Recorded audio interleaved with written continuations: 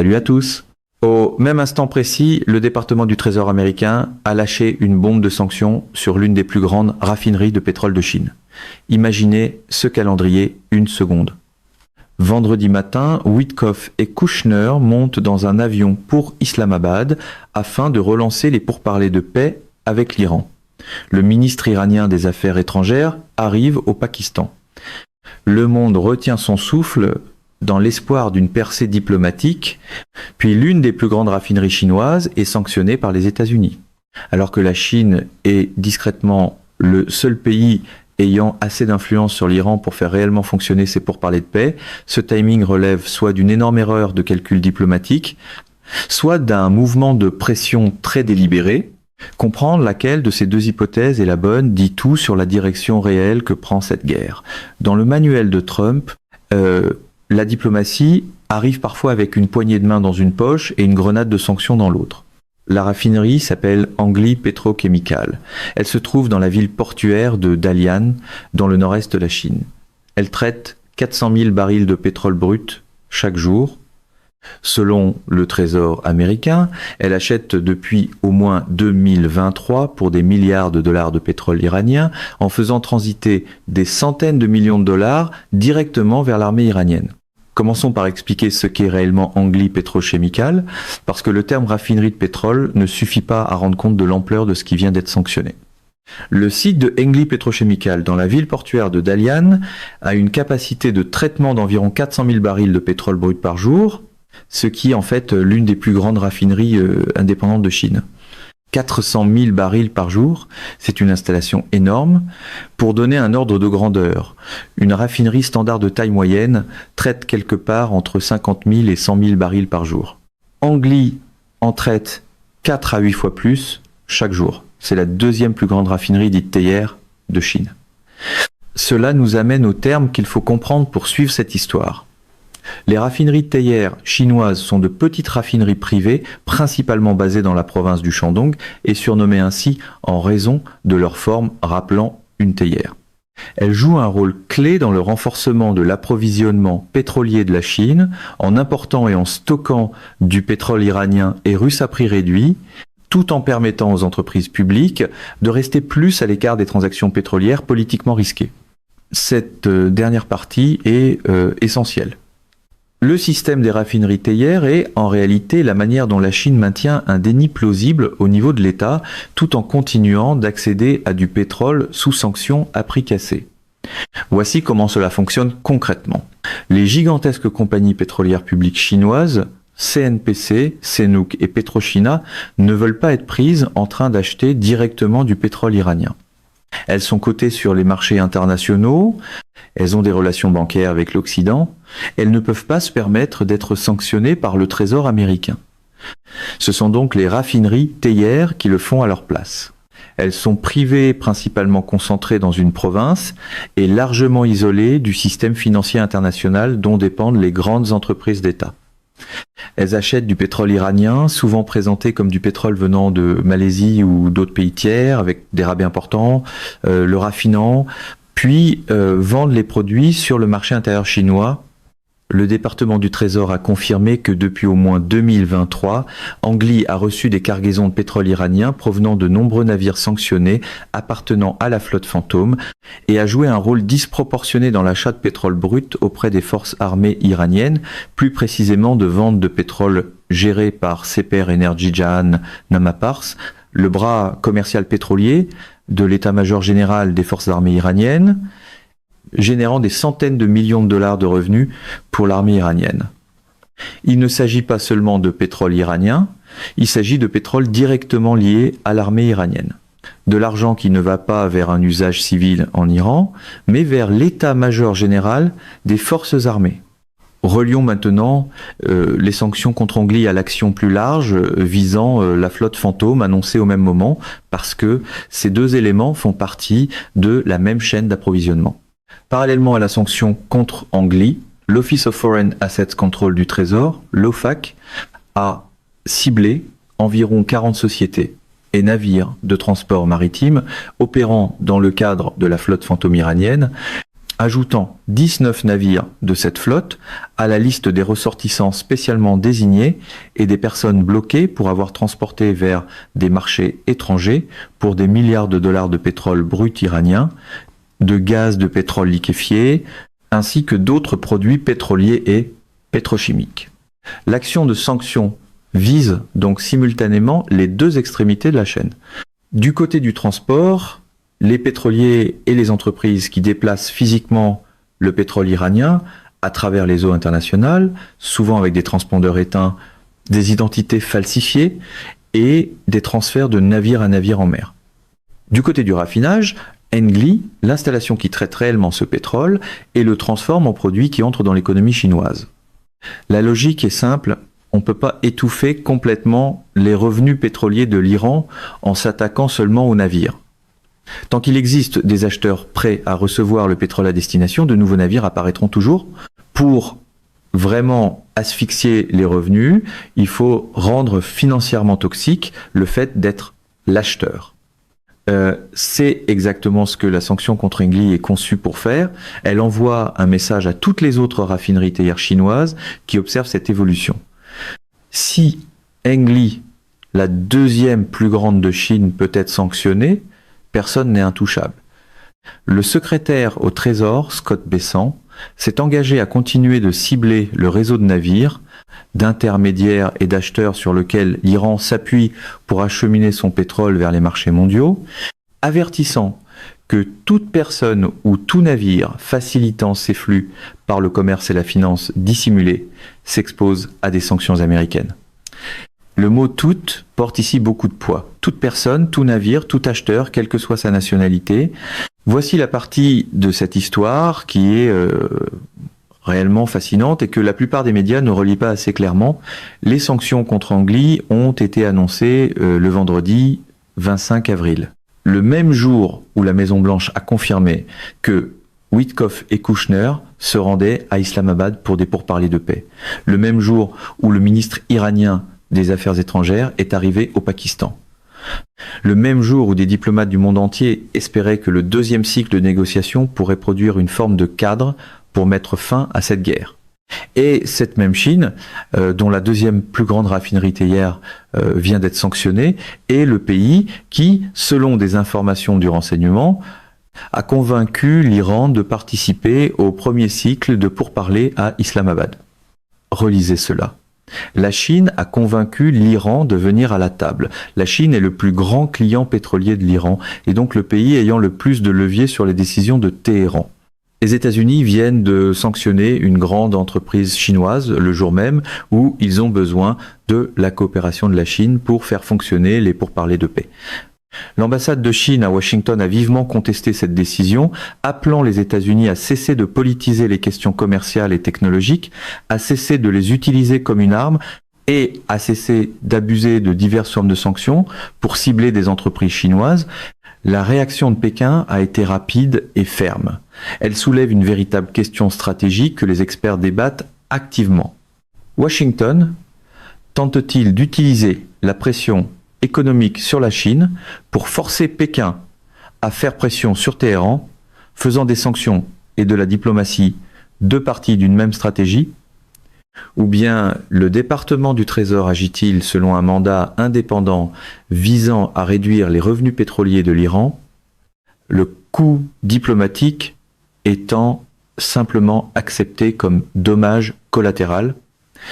La réponse compte énormément. Si c'est une stratégie coordonnée, serrer économiquement la Chine pour que la Chine serre diplomatiquement l'Iran, c'est audacieux et cela pourrait fonctionner. Si ce n'est pas coordonné, avec le Trésor agissant de manière indépendante pendant que le département d'État et le Conseil de sécurité nationale poursuivent la voie diplomatique, alors la main droite ne sait pas ce que fait la main gauche. Ce type d'échec de coordination interne est un thème récurrent dans la gestion de la crise iranienne par cette administration. Il est difficile de vendre une grande stratégie quand un micro dit « pour parler de paix » et que l'autre crie « pression maximale » comme un slogan de campagne à la recherche d'une crise. Réfléchissons maintenant à la position réelle de la Chine parce qu'elle est plus compliquée qu'elle n'en a l'air. La Chine obtient plus de la moitié de son pétrole du Moyen-Orient et a acheté l'an dernier plus de 80% du pétrole iranien expédié, selon la société d'analyse Kepler. Plus de 4,20% du pétrole iranien expédié, la Chine n'est pas seulement le plus grand client de l'Iran, elle est essentiellement son seul véritable client à grande échelle. Sans les raffineries théières chinoises qui achètent le pétrole iranien, les revenus d'exportation pétrolière de l'Iran s'effondrent presque entièrement. Cela donne à la Chine deux choses en même temps. Un levier énorme sur l'Iran et une vulnérabilité énorme aux sanctions secondaires américaines. La sanction contre Angli est ce que les analystes financiers appellent une sanction secondaire. Elle ne cible pas directement l'Iran, elle cible une entreprise d'un pays tiers pour avoir fait affaire avec l'Iran. Les sanctions secondaires sont des outils particulièrement puissants parce qu'elles forcent les entreprises à choisir, faire affaire avec l'Iran ou conserver l'accès au système financier américain et au marché américain. Pour une entreprise comme Engli, ce choix est réellement difficile. L'Iran offre du pétrole fortement décoté, parfois de 15 à 20 dollars, sous le prix du marché par baril. Cette décote est en réalité la prime de risque liée aux sanctions que l'Iran doit payer pour trouver des acheteurs. Mais maintenant que Engli figure sur la liste SDN, elle risque une exclusion potentielle des transactions en dollars américains, des relations bancaires américaines et des chaînes d'approvisionnement connectées aux États-Unis. La Chine importe 80 à 90% du pétrole iranien par l'intermédiaire d'une flotte fantôme de navires dont l'origine est souvent dissimulée, arrivant sous l'étiquette de pétrole provenant de pays comme la Malaisie. Alors, que fait la Chine ? Première option, Pékin proteste publiquement ce qu'il a déjà fait, tout en disant discrètement à ses raffineries théières de réduire temporairement leurs achats iraniens afin d'éviter une nouvelle escalade. Deuxième option, Pékin double la mise et signale à Engli, ainsi qu'aux autres raffineries que le gouvernement chinois les soutiendra face aux sanctions américaines, mettant en quelque sorte Washington au défi d'aller plus loin. Troisième option, Pékin utilise la sanction contre Engli comme levier dans ses propres négociations avec Washington, en proposant de réduire les achats de pétrole iranien par les raffineries théières en échange de concessions sur les droits de douane américains ou les restrictions technologiques. L'option que choisira Pékin nous en dira beaucoup sur le sérieux avec lequel la Chine prend ce moment et sur son intention de jouer un rôle constructif ou perturbateur dans le processus de paix. Prenons du recul et examinons où la sanction contre Engli s'inscrit dans la campagne économique plus large contre l'Iran. L'administration Trump a baptisé sa campagne de pression économique contre l'Iran Opération économique Fury, un nom qui indique très clairement qu'il ne s'agit pas seulement d'une simple action de routine pour faire appliquer des sanctions, mais d'une campagne stratégique coordonnée. Le secrétaire au Trésor, Scott Bessent, a déclaré que l'opération imposait un étranglement financier au régime iranien, freinait son agressivité au Moyen-Orient et contribuait à contenir ses ambitions nucléaires. Même le nom semble avoir été testé quelque part entre une entrée de catch et une note de sanction. Les composantes de cette campagne avancent simultanément sur plusieurs axes. Premier axe, le blocus naval physique des ports iraniens, imposé le 13 avril, empêchant physiquement les navires d'entrer ou de sortir. Deuxième axe, l'interdiction de la flotte fantôme, avec l'arraisonnement et la saisie en eau internationale de navires transportant du pétrole iranien, quel que soit leur pavillon ou leur origine déclarée. Troisième axe, les sanctions contre le réseau maritime, ciblant les pétroliers, les courtiers, les sociétés écrans et les assureurs qui permettent à la flotte fantôme de fonctionner. Quatrième axe, et c'est le plus récent comme le plus agressif, les sanctions contre les acheteurs finaux, ciblant les raffineries chinoises qui achètent du pétrole iranien après son passage clandestin par le système de la flotte fantôme. Chaque axe comprime une partie différente du pipeline. Ensemble, ils sont conçus pour rendre financièrement impossible l'arrivée du pétrole iranien sur le marché à chaque étape du trajet, depuis le moment où il quitte un port iranien jusqu'au moment où il entre dans une cheminée de raffinerie. La sanction contre Engli fait suite à de précédentes mesures du Trésor contre Xinhai Chemical Group, Shandong Shuguang Luqing Petrochemical et Shandong Shengxing Chemical, signalant que les États-Unis travaillent systématiquement à travers la liste des raffineries théières chinoises qui achètent du pétrole iranien. Angli étant la cible la plus grande et la plus importante jusqu'ici, chaque sanction précédente était un tir d'avertissement. Angli est l'événement principal. Alors concluons, parce que deux conversations complètement distinctes ont lieu simultanément en ce moment, et elles sont en trajectoire de collision. La première conversation a lieu à Islamabad. Witkoff, Kushner et les médiateurs pakistanais tentent de créer les conditions d'un accord qui mettrait fin à la guerre, rouvrirait le détroit d'Ormuz et produirait une forme d'accord nucléaire avec l'Iran. La deuxième conversation a lieu au département du Trésor américain. Bessel Lofak démantèle systématiquement l'infrastructure financière qui permet à l'Iran de gagner de l'argent avec le pétrole en sanctionnant des raffineries, en ciblant des navires de la flotte fantôme et en menaçant de sanctions secondaires tout acheteur partout dans le monde. Voilà la tension. Pour que les pourparlers d'Islamabad réussissent, l'Iran doit croire qu'un accord apportera un véritable soulagement économique, que les sanctions seront levées, que son pétrole circulera librement, que son économie se rétablira. C'est l'incitation qui amène Téhéran à la table. Mais plus le Trésor sanctionne agressivement les raffineries théières chinoises, moins la Chine est portée à pousser l'Iran vers un accord. La Chine est désormais ciblée économiquement par le même pays qu'elle est censée aider à servir de médiateur. Et plus la Chine réduit sa coopération, moins l'Iran ressent de pression pour faire des concessions à Islamabad. Le groupe de réflexion économique Bruegel a noté que la guerre américano-israélienne contre l'Iran avait déjà accru les pressions financières sur les raffineries théières, confrontées à des prix de remplacement élevés dans un marché déjà tendu par les tensions mondiales. Et cela, c'était avant que la sanction contre Angli ne tombe. Pour les marchés mondiaux de l'énergie, la sanction contre Angli ajoute une couche supplémentaire d'incertitude. Si d'autres grandes raffineries théières chinoises font l'objet de mesures similaires, et le Trésor a clairement indiqué que cette campagne se poursuivrait, alors l'accès de la Chine au pétrole iranien à prix réduit se trouve réellement menacé.